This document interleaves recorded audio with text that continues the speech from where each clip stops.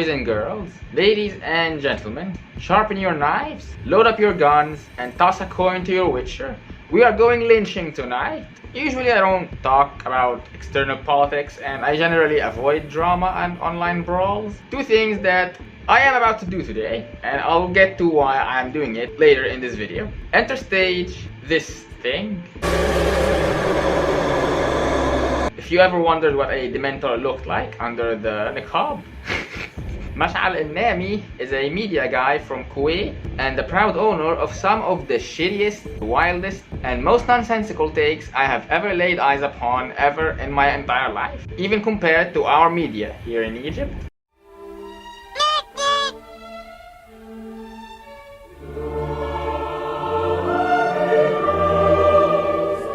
Bro talked shit about the women of the resistance fighters in Palestine, saying they all sell their bodies to get by, which is what got him into this hot water that he's currently in. I can't seem to find any cited sources for that claim on his account, indicating that it is entirely fabricated, which checks out considering he seems to support Israel more than his own kids, if he has any.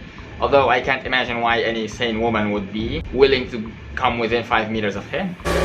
Aside from that, even if that claim is true, it's really shitty, honestly. Like, people trapped in a corner between war, poverty, homelessness, and so many other things. Can you, like, really blame anyone in that situation for taking any extreme measure to feed themselves and their families? Like, I just think that's an incredibly morally bankrupt thing to expose, even if it were true, which again, he provided no proof for that whatsoever. And not only did he not provide proof, he came out later playing the victim, saying he's misunderstood and getting cancelled wrongly, and that what he said was just him reporting on what the Muslim Brotherhood are saying. الهجمة الشنيعة اللي شانينها علي وقاعد يطعنون بشرفي وعرضي بحجة الدفاع عن أعراض اللي يتهموني اني انا تكلمت عنهم. طبعا انا نقلت ما يقوله الاخوانجية في مجالسهم، وقلت هذا اللي يقولونه الاخوانجية عن اهل غزة،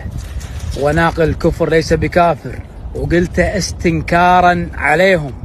هذا مو كلامي، قلت هذا هم يقولونه ويتداولونه في مجالسهم.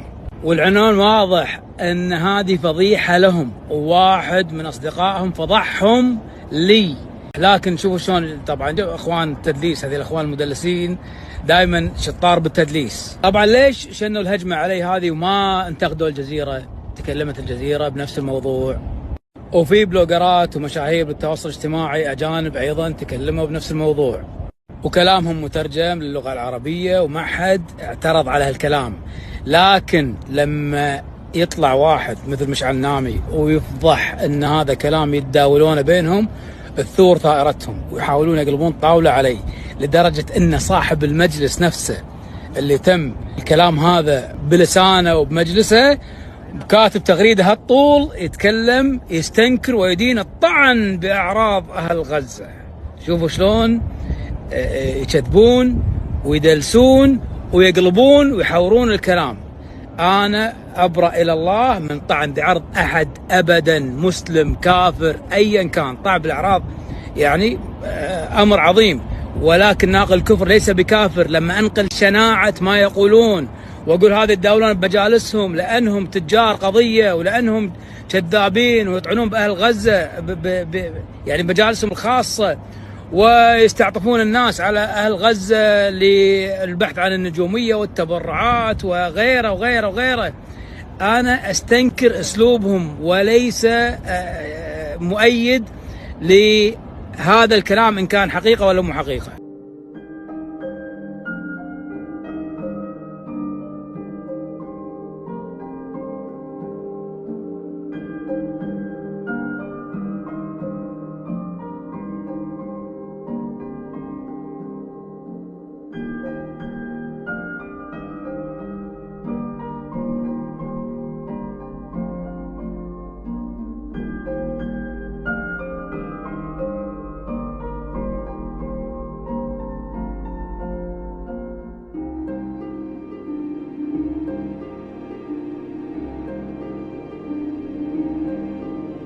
And he even retweeted a news post with that statement, which is weirdly meta in and of itself, to retweet news about yourself with no further elaboration either. It's just like hey look, news says I said the thing I said, so it must be true. Like, bro.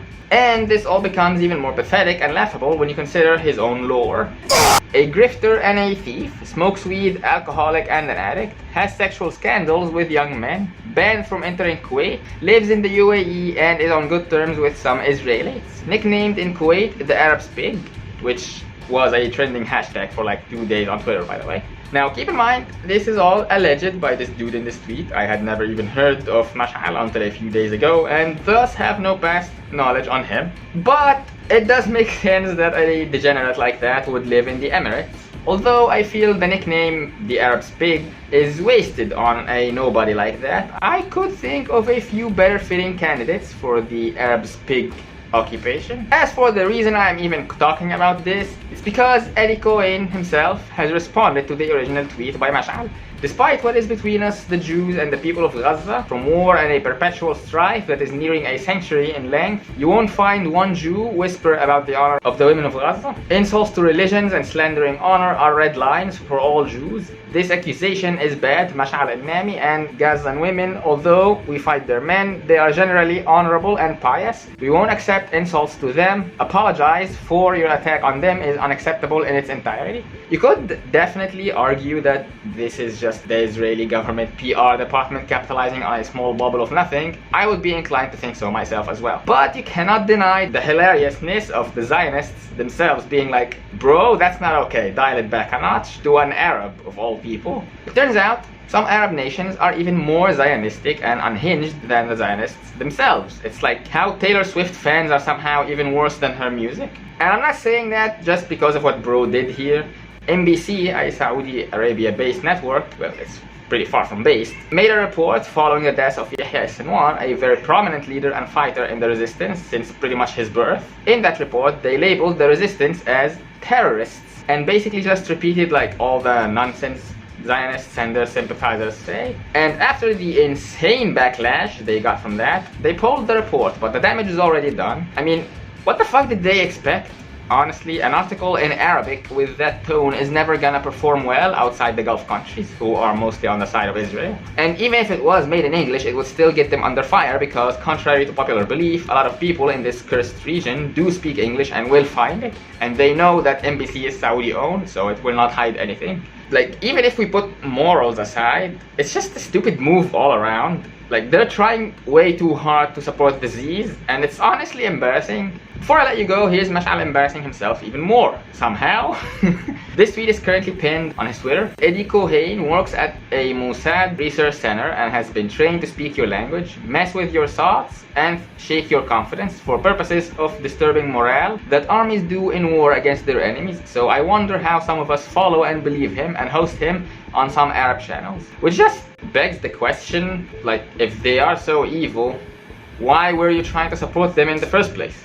Oh wait, yeah, he was just conveying what the Brotherhood are saying about Gazan women, because we were all dying to know that. But he generally uses the Brotherhood as a boogeyman a lot anyway, something he has in common with our government here in Egypt. That is all. In the end, I believe all people have a right to resist, whether it's occupation or their government. We could definitely use some of that spirit here in Egypt actually, but sadly, unlike the Palestinian gigachads, our people are submissive and breedable. Therefore, the only real option for someone like me who doesn't fit or belong here is to just get the fuck out, which is a lot harder than it sounds, believe you me. Egypt does not want to let anyone go, as I've talked about extensively on my channel. But you know who can make it easier and faster?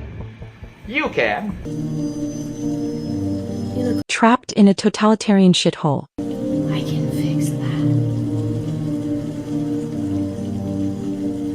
You look like a good Muhammad.